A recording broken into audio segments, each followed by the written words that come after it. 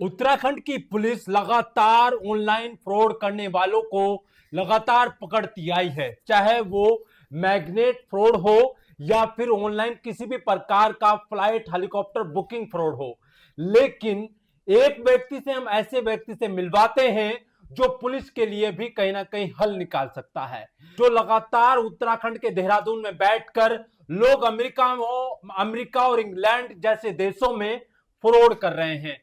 और अमेरिका में खासकर किस प्रकार से वो फ्रॉड कर रहे हैं उसके बारे में ये व्यक्ति जरूर बताएंगे आपको, और कैसे फ्रॉड कर रहे हैं और किस एज के व्यक्ति को ये टारगेट कर रहे हैं वो भी ये व्यक्ति बताएंगे। लेकिन इस वीडियो को ज्यादा से ज्यादा इसलिए शेयर करिएगा, कहीं आपके आसपास तो इस तरह के कॉल सेंटर या देहरादून में बैठकर इस तरह के कॉल सेंटर चलाए जा रहे हों जो विदेशों में लोगों को ठग रहे हों। साहब, मेरे साथ में स्वागत है आपका समाचार इंडिया में। नमस्कार जी। क्या मामला है ये, और किस तरह से लोग फ्रॉड कर रहे हैं, और देहरादून में कहाँ बैठे हैं, कैसा कॉल सेंटर चलाएं जिसमें आपने जॉब किया है लगभग 15 दिन, और जैसे ही आपने 15 दिन जॉब किया है वो आपने इस बात पर नौकरी छोड़ दी क्योंकि वहां पर लोगों के साथ ठगी हो रही थी। जी, मैंने ये एक कॉल सेंटर की जॉब ज्वाइन की थी क्योंकि एक बहुत ही अच्छे सैलरी पैकेज प्रोवाइड कर रहा था, इसलिए मैंने ये कंपनी में जाकर इंटरव्यू दिया और मेरा सिलेक्शन हो गया। मुझसे कोई डॉक्यूमेंट वगैरह भी नहीं मांगे गए ज़्यादा और मेरा सिलेक्शन हो गया अच्छी सैलरी के साथ में। तो जिस तरीके से इस कंपनी का जो प्रमोशन किया गया है गूगल पर, मैंने गूगल पे पहले कंपनी के बारे में पूरा रिसर्च किया इसमें जाने से पहले। तो sky rebate travels private limited नाम से कंपनी रजिस्टर है। तो जैसा कि हर किसी के दिमाग में आएगा कि ये ट्रैवल एजेंसी है, ये आपके टिकट्स, होटल्स, ये सब चीज़ें बुक करती है। तो इसलिए मैं इस कंपनी में गया, मैंने इंटरव्यू दिया, मुझे पता चला कि यहाँ पे सिर्फ नाइट शिफ्ट ही लगती है क्योंकि ये कंपनी पूरी तरीके से अमेरिकन कस्टमर्स के लिए बनी थी। यहाँ पर इंडियन कस्टमर्स का कोई काम नहीं किया जाता। तो यहाँ पर सिर्फ और सिर्फ जब अमेरिका में सुबह होती है तब इनका काम शुरू होता है, यानी कि हमारे भारत के समय के हिसाब से रात से। तो उसके बाद में मैंने इसको एज अ ज्वाइन किया एक ट्रैवल कंपनी के तौर पे। लेकिन जैसे जैसे मेरे वहाँ पे कुछ ही दिन बीते तो मुझे समझ आ गया कि ये कंपनी कोई आम ट्रैवल कंपनी नहीं है। इसका काम सिर्फ और सिर्फ फ्लाइट टिकट बुक करना और कस्टमर को सर्विस देना ऐसा नहीं है। इसके पीछे एक बहुत बड़ा एक मॉडल चल रहा है, एक पूरा मॉडस ऑपरेंडी बना रखा है इन्होंने, जिसके तहत ये अमेरिकन कस्टमर के क्रेडिट कार्ड से पैसा निकालते हैं।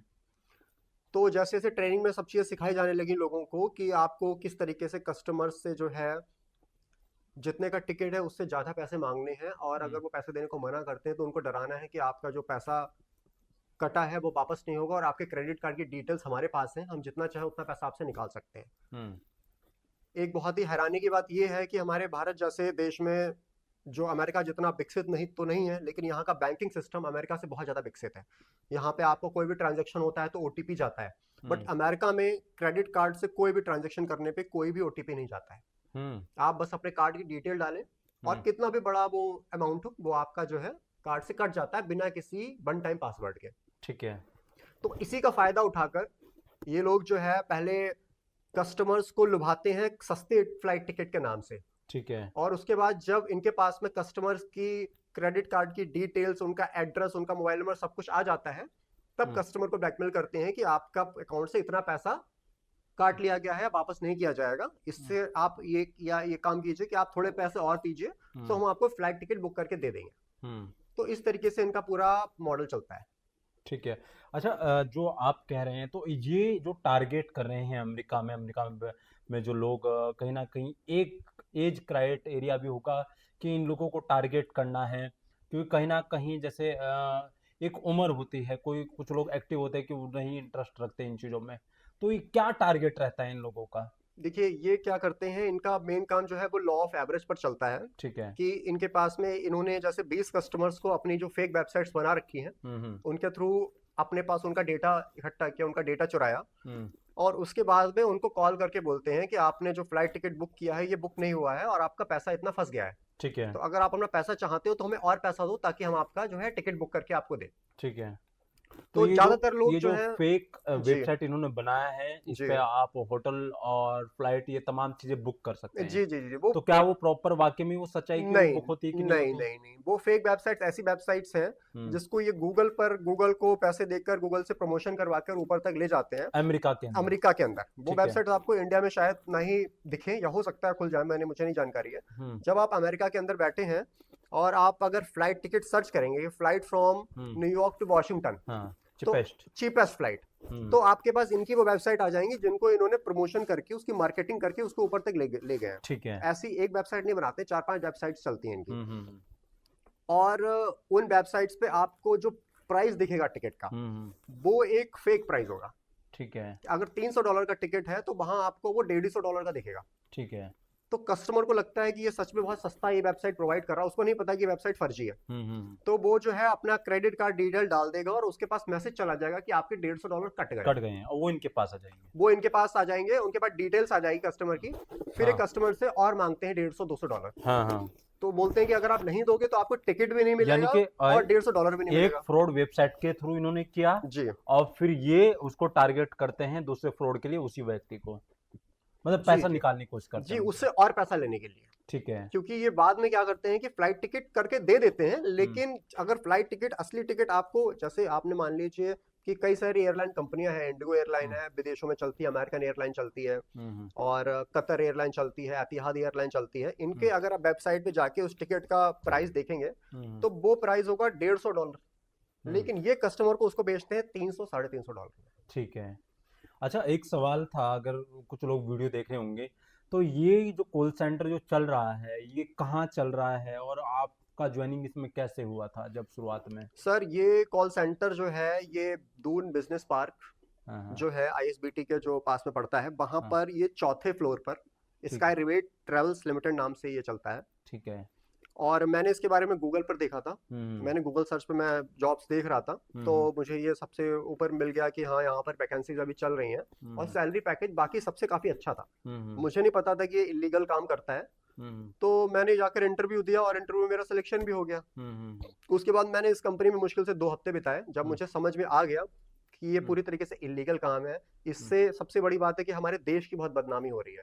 कई सारे मैंने वहां पे अपने ट्रेनिंग में देखा कि कई सारे अमेरिकन जो हैं वो बहुत ही वैसे शब्द इस्तेमाल करके अमेरिकन के लिए, कि अमेरिकन वो इंडियंस के लिए, कि इंडियन लोग जो हैं वो एक स्कैमर हैं, वो एक फ्रॉड करते हैं, तुम सब फ्रॉड वाले हो। इस तरीके से वो पूरे मतलब भारतीयों को, हर भारतीयों के लिए उनके मुंह से जो है बहुत एब्यूसिव लैंग्वेज निकल रही है कि आप सब तो स्कैमर हो, आप सब स्कैम कर रहे हो।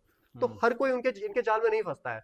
इसीलिए इनका जो टारगेट होता है वो मेनली 60 साल से प्लस का जो उम्र के जो लोग हैं वो इनका मेन टारगेट होते हैं, जो आसानी से इनके जाल में फंस जाते हैं। अच्छा, आपको कैसे पता लगा कि ये लोग फ्रॉड कर रहे हैं? क्यों कहीं ना कहीं लगता नहीं है कि बिल्कुल जब आप जॉब के लिए जा रहे हैं जी आपको एक अच्छी खासी तनख्वाह दे रहे हैं वो लोग, और कह रहे हैं कि आपको रात से ड्यूटी स्टार्ट होगा, आपका कॉल सेंटर ये अमेरिकन कॉल सेंटर है, तमाम चीज़ें आपको बताई गई होंगी।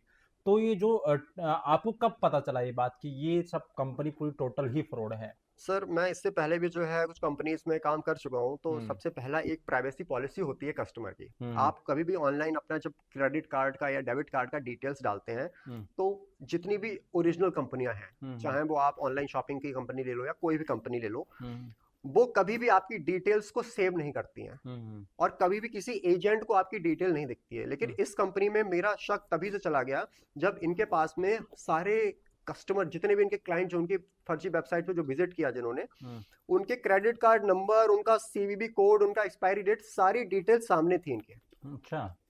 और जो कस्टमर का एड्रेस है, उसका मोबाइल नंबर है, उसका जो नाम है, सब चीजें इनके सामने आ जाती हैं। तो उसी से मुझे शक हुआ कि इतनी प्राइवेट डिटेल्स किसी भी अमेरिकी नागरिक की इनके पास क्या कर रही हैं। तो इससे मेरा शक और गया। उसके बाद जब ट्रेनिंग में हमें सिखाया गया कि आपको कैसे $150 का टिकट जो है वो कंपनी, जो टिकट की जो एयरलाइन कंपनी है उसकी वेबसाइट से करके कस्टमर को देना है, उसके बाद उससे $150 और लेना है, इधर उधर की बातों में, इधर उधर के फर्जी के बेनिफिट्स बता के कि आपको वहां इतना सामान ले जाने को मिलेगा फ्लाइट में, आपको ऑनलाइन चेक इन मिलेगा, ऐसी चीजों बता के आपको कस्टमर से एक्स्ट्रा पैसा भी लेना है।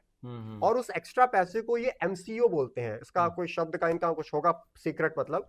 और वो पैसा काटने के लिए कार्ड से एक अलग टीम बैठी है। और हम्म, मुझे ऐसा लग रहा है कि वो टीम यहाँ पर नहीं बैठी है, क्योंकि वो पैसा अमेरिकी खाते में ट्रांसफर किया जाता है। अच्छा, वो टीम जो है वो अमेरिका में बैठी है कहीं पर। ठीक है। तो वो जो पैसा एक्स्ट्रा जो निकालते हैं कस्टमर से, वो जो है अमेरिका में किसी खाते में निकाला जाता है, अच्छा, और वो पैसा वहां से इंडिया मंगाया जाता है। किसी एक व्यक्ति के बारे में आप जानते हैं जिसके साथ ये स्कैम इन लोगों ने किया या आपके सामने वो स्कैम हुआ जी हो? जी, मुझे जब इस चीज का खुलासा करना था, देखिए जब मैंने देखा कि हमारा देश जो है इतना बदनाम किया जा रहा है, हम्म, विदेशों में हमारे देश की इतनी बदनामी की जा रही है, हम लोगों को लोग स्कैमर नाम से बुला रहे हैं, हम्म, फ्रॉडस्टर नाम से बुला रहे हैं, तो मैंने ठान लिया कि मैं इसका जो है फॉरेन अफेयर मिनिस्ट्री या हम्म, फिर जो अमेरिकन एम्बेसडर है उनको लिखूंगा इस चीज के लिए। हम्म, तो मैंने वहां से कुछ लोगों का, जिनके साथ में फ्रॉड हो चुका था, हम्म, उनका कुछ लोगों का डिटेल्स मैंने जो है वहां से निकाल लिया। ठीक है, उनसे बात किया आपने? मैंने बात नहीं किया, उनके मेरे पास डिटेल्स हैं, जिनके साथ फ्रॉड हो चुका है या होना है, उनके मेरे पास डिटेल्स हैं। हम्म, आप चाहें तो उन नागरिकों से, जो अमेरिकी नागरिक जिनके डिटेल्स हैं, हम उनसे हम्म, वेरीफाई कर सकते हो कि हम्म, आपको इस कंपनी के नाम से कॉल आया और उसने आपसे कैसे कैसे पैसे लूटे हैं, तो वो ठीक आपको है। खुद ही उस चीज के बारे में बता देंगे। अच्छा, कुछ डॉक्यूमेंट है आपके? आपका ज्वाइनिंग लगभग कितना, वो जो लोगों को रख रहे हैं, तो कहीं ना कहीं मैक्सिमम क्या क्वालिफिकेशन होना चाहिए, कितनी तनख्वाह वो आपको ऑफर करते हैं, क्या कैसे कैसे होता है वो तमाम चीजें? सर वो ऐसा उनका कोई क्राइटेरिया नहीं होता, उनका सिर्फ एक क्राइटेरिया है कि आपको इंग्लिश आनी चाहिए। ठीक है। और ज्वाइनिंग होते ही आपके जो है आपकी आइडेंटिटी बदल दी जाती है, यानी कि आपको एक नया नाम दिया जाता है। ठीक है। आपको एक इंडियन नेम के साथ में नहीं रखा जाता है वहां पे, ठीक है। क्योंकि इंडियंस पर, जैसे कि मैंने बताया कि अमेरिकी लोग भरोसा नहीं करते आसानी से, उनको हम्म, लोग स्कैमर समझते हैं। हम्म, तो आपकी आइडेंटिटी बदल दी जाती है और आपको एक अमेरिकी या इंग्लिश नाम दिया जाता है। ठीक है। और आपको क्वालिफिकेशन आपके पास इतनी है कि आप अमेरिकी लहजे में, अमेरिकी एक्सेंट में आप बातचीत करना बातचीत जानते हो करें। और आपकी इंग्लिश अच्छी हो। ठीक है। बस ये उनकी क्वालिफिकेशन। और सैलरी तो आप समझ लीजिए कि जितनी सैलरी हमारे देश में एक फ्रेशर को या एक अभी अभी कॉलेज खत्म किए हुए युवक को मिलती है, उससे 2 गुना 3 गुना सैलरी ये देते हैं। हम्म, ठीक है। तो अगर ये पुलिस इस पर एक्शन लेगी या कुछ भी होगा, तो क्या इसके लिए आप तैयार हैं कि ऐसे लोगों को कहीं ना कहीं जेल सलाखों के पीछे होना चाहिए, ऐसे लोगों को जो भारत को बदनाम कर रहे हैं? सर अब इस पर क्या पुलिस वगैरह या साइबर पुलिस जो भी एक्शन लेगी, मैं उसके बारे में नहीं कह सकता, लेकिन जो है जिस हिसाब से इस काम से हमारी जो देश की बदनामी हो रही है विदेशों में, हम्म, वो बहुत ही बुरा है। उसकी वजह से जो ऑथेंटिक, जो ओरिजिनल कंपनियां हैं, उन पे भी प्रभाव पड़ेगा। महीने में कितना कमा लेते होंगे ये लोग लगभग लगभग, क्या अंदाजा लगाया सर आपने? वहां पर एक हमेशा एक बोर्ड लगा रहता है, और उस पे एक पर्सन जो है वो सबका टोटल करता है कि आज जो है वो कितने का प्रॉफिट हुआ, कितने का हम्म, सेल हुआ और हम्म, कितना प्रॉफिट हुआ। लगभग। तो हर दिन जो है मैं देखता हूँ कि कभी $8,000, $9,000, $10,000। और जो सीजन टाइम रहता है, जैसे कि क्रिसमस का टाइम, जब अमेरिकी लोग सबसे ज्यादा घूमते हैं, शॉपिंग करते हैं तमाम शॉपिंग करते चीज़। हैं या घूमते हैं, तो क्रिसमस का टाइम, थैंक्स गिविंग का टाइम, न्यू ईयर का टाइम, इन समय पर वो सेल $15,000 से $20,000 पर डे जाती है। अच्छा। तो आप उसी हिसाब से आइडिया लगा लीजिए कि अगर 10 से $15,000 अगर एक दिन का बना रहे हैं, तो एक महीने का कितना हो गया। हम्म, इसीलिए इनको एक ऊंची सैलरी देके नए लोगों को रखने में कोई समस्या नहीं होती है। कुछ और आप बताना चाहते हैं हमारे व्यूअर्स सबको कि कहीं ना कहीं ऐसी जॉब के लिए जब जा रहे हैं, इंटरव्यू दे रहे हैं, तो कहीं ना कहीं देख कर जॉब करें? बिल्कुल, कुछ चंद पैसों के लिए आप जो है अपने ईमान को ना बेचें। आप जो है अपने देश के लिए सबसे पहले ईमानदार बने। आप, अगर आपके अंदर काबिलियत है, तो आपको नौकरी तो बहुत अच्छी अच्छी मिल जाएंगी। बस यही मैं कहना चाहूँगा आज के युवकों से। तो इसमें और भी अगर अपडेट होगा हम आपको खबर करेंगे, और कहीं ना कहीं अगर कॉल सेंटर पर छापेमारी होती है वो भी हम आपको वीडियो दिखाएंगे, खबर दिखाएंगे। आप देखते रहिए समाचार इंडिया, खबर से लेकर असर तक।